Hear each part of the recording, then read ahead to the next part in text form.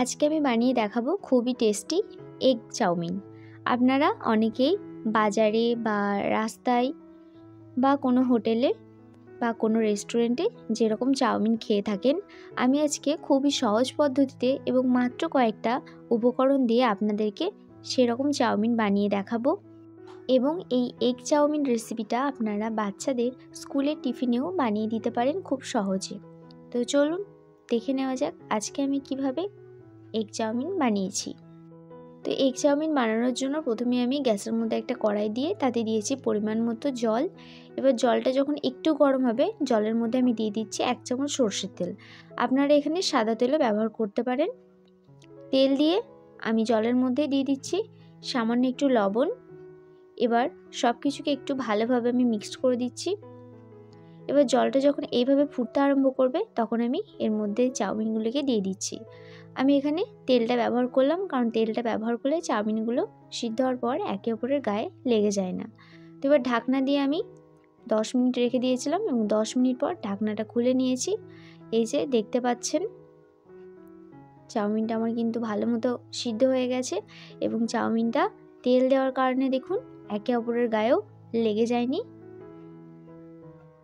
বুঝতে পারছেন। তো এবার আমি চাউমিনটাকে জল থেকে তুলে নেব ছেঁকে। তো আমি ছাঁকনির সাহায্যে চাউমিনটাকে জল থেকে ছেঁকে একটা পাত্রের মধ্যে তুলে রেখে দিচ্ছি। তো এই যে সমস্ত চাউমিন আমি একটা পাত্রের মধ্যে তুলে ঠান্ডা হওয়ার জন্য রেখে দিচ্ছি। এরপরে আমি এখানে কিছু সবজি নিয়েছি, যেমন নিয়েছি আলু, একটা মিডিয়াম সাইজের আলুকে আমি এইভাবে কেটে নিয়েছি। এরপর নিয়েছি গাজরগুলোকে এরকম লম্বা লম্বা করে কেটে নিয়েছি। নিয়েছি একটা মিডিয়াম সাইজের পেঁয়াজ, আর পেঁয়াজগুলোকেও কুচি করে নিয়েছি। নিয়েছি বাঁধাকপি, আর নিয়েছি এখানে বিনস, আর বিনসগুলোকে আমি এরকম কেটে নিয়েছি। আর নিয়েছি 4টে কাঁচা লঙ্কার কুচি। এখন আমি সবজিগুলোকে ভালো করে একটু ফ্রাই করে নেব। তো সবজিগুলোকে ফ্রাই করার জন্য গ্যাসের মধ্যে একটা কড়াই দিয়ে তাতে দিচ্ছি আমি 2 টেবিল চামচ পরিমাণে সাদা তেল। আপনারা চাইলে এখানে সরষের তেলও ভাজতে পারেন। তেলটা একটু গরম হয়ে গেলে আমি এর মধ্যে দিয়ে দিচ্ছি পেঁয়াজ কুচি। তারপরে দিয়ে দিচ্ছি এখানে বিনস কুচি,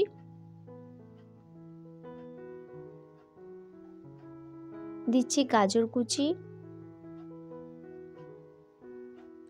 কাঁচা লঙ্কাটাকেও এখানে দিয়ে দিচ্ছি আমি, আর এখানে আলুগুলোকেও দিয়ে দিচ্ছি। তো এখানে কিন্তু আমি বাঁধাকপিগুলোকে এখন দেবো না, এই সমস্ত সবজিগুলোকে একটু ভেজে নিয়ে তারপর আমি বাঁধাকপিগুলোকে এখানে অ্যাড করব। তো সবজিগুলো আমি 2-3 মিনিট একটু ভেজে নিয়েছি। এবার আমি সবজিগুলোর মধ্যে অ্যাড করব লবণ। লবণটা দিলে এখানে সবজিগুলো খুব তাড়াতাড়ি সিদ্ধ হয়ে যাবে। তো এবার সব কিছুকে আমি লবণের সঙ্গে একটু মিক্সড করে নিচ্ছি এবং মিক্সড করে নেওয়ার পর আমি সবজিগুলোকে 2-3 মিনিট আবারও একটু নাড়াচাড়া করে ঢাকনা চাপা দিয়ে দেবো 3 থেকে 4 মিনিটের জন্য। 3 থেকে 4 মিনিট পর আমি ঢাকনাটা খুলে নিয়েছি এবং সবজিগুলোকে একটু নেড়েচেড়ে দেবো, নাহলে তলায় এগুলো লেগে যেতে পারে। আর আপনারা অবশ্যই কিন্তু এই ভাজার কাজটা গ্যাসটাকে মিডিয়াম ফ্লেমে রেখে করবেন, নাহলে কিন্তু এগুলো পুড়ে যেতে পারে। তো 3-4 মিনিট একটু নাড়াচাড়া করে নিয়েছি। এবার আমি এটার মধ্যে অ্যাড করছি বাঁধাকপিগুলোকে আমি একটু পরে অ্যাড করেছি, কারণ যে সমস্ত সবজিগুলো আমি আগে ভেজে নিয়েছি সেগুলো সিদ্ধ হতে টাইম লাগবে, কিন্তু বাঁধাকপিটা আগে দিলে গলে যেত, তাই বাঁধাকপিটা আমি পরে অ্যাড করেছি। এবার বাঁধাকপির সাথে সব কিছুকে আমি ভালো করে একটু মিক্সড করে দেবো। ভালোভাবে মিক্সড করে নিয়েছি। এবার আমি ঢাকনা চাপা দিয়ে দিচ্ছি 4 মিনিটের জন্য। তো 4 মিনিট পর আমি ঢাকনা খুলে নিয়েছি। তো আমি একটু নেড়ে চেড়ে দিচ্ছি, নাহলে তলায় পুড়ে যেতে পারে। তো সব কিছুকে আমি ভালোভাবে নেড়ে চেড়ে দিয়েছি। এবার সবজিগুলোকে আমি একটু সাইডে সরিয়ে দিচ্ছি গোল করে। এবার যে গোলটা করেছি তাতে আমি দিয়ে দেব 1 চামচ পরিমাণে সাদা তেল। তো এবার আমি এখানে নিয়ে নিয়েছি 2টো ডিম। তো ডিমগুলো আমি এখানে বাটিতে দিয়ে ফেটিয়ে নিচ্ছি, কারণ ডিমগুলো যদি খারাপ হয় তাহলে কিন্তু সবজির মধ্যে দিলে সমস্ত সবজিটাই ফেলে দিতে হবে। তো ডিমটাকে আমি লবণ দিয়ে একটু ভালো করে এই যে ফেটিয়ে নিচ্ছি। লবণ দিয়ে ভালো করে ফেটিয়ে নিয়ে আমি ডিমটাকে এবার সবজির মধ্যে দিয়ে দিচ্ছি। এবার ডিমটাকে অনবরত এইভাবে একটু নাড়াচাড়া করে যেতে হবে, যাতে ডিমগুলো ভুজিয়ার মতো টুকরো টুকরো সাইজ হয়ে যায়। এবার ডিমের সঙ্গে সবজিগুলোকে একটু ভালো করে আমি নাড়াচাড়া করে নেব। ডিমের সঙ্গে ভালো করে সবজিগুলিকে নাড়াচাড়া করার পর আমি সবজির মধ্যে অ্যাড করব কিছু গুঁড়ো মশলা। তো প্রথমে আমি দিচ্ছি এখানে হাফ চামচ ভাজা জিরে গুঁড়ো, আর দিচ্ছি হাফ চামচ হলুদ গুঁড়ো, আর দিচ্ছি সামান্য পরিমাণে ধনে গুঁড়ো, আর দিচ্ছি সামান্য একটু লাল লঙ্কার গুঁড়ো। আমি যেহেতু এখানে কাঁচা লঙ্কা অ্যাড করেছি তাই লঙ্কাটা একটু কম করে দিয়ে নিচ্ছি। এবার দিলাম ছোটো চামচের 1 চামচ গোলমরিচের গুঁড়ো, আর দিলাম ছোটো চামচের 1 চামচ চাট মশলা। তো এবার এই সমস্ত মশলাগুলো দিয়ে সবজিগুলোকে ভালো করে একটু ফ্রাই করে নেব।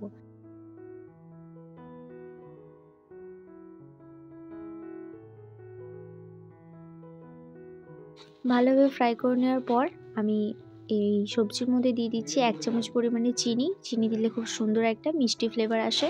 তো চিনির সঙ্গে সব কিছুকে আমি ভালোভাবে একটু মিশিয়ে নিচ্ছি, যাতে চিনির ফ্লেভার সমস্ত সবজির মধ্যে ভালো মতো মিশে যায়। তো এখানে আমি আর কোনো রকম মশলা অ্যাড করব না। আমি এবার সবজির মধ্যে দিয়ে দেবো সিদ্ধ করে রাখা চাউমিন। এবার চাউমিনটাকে আমি সবজির সঙ্গে খুব ভালো মতো মিক্সড করে নেব। আর এই সমস্ত কাজটাই কিন্তু আপনারা গ্যাসটাকে মিডিয়াম ফ্লেমে রেখে করবেন, নাহলে কিন্তু চাউমিনের সঙ্গে সবজিগুলো পুড়ে যেতে পারে। তো চাউমিনগুলোকে সবজির সঙ্গে ভালোভাবে মিশিয়ে নেওয়ার পর আমি চাউমিনের মধ্যে অ্যাড করছি 2 চামচ সয়া সস।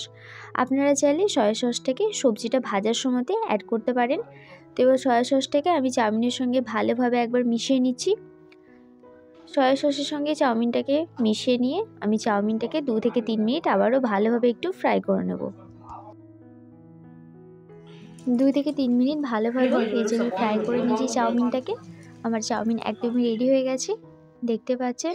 তো আমি গ্যাসের ফ্লেমটাকে অফ করে দিয়েছি। এবার আমি চাউমিনটাকে সার্ভ করে নেব একটা প্লেটের মধ্যে।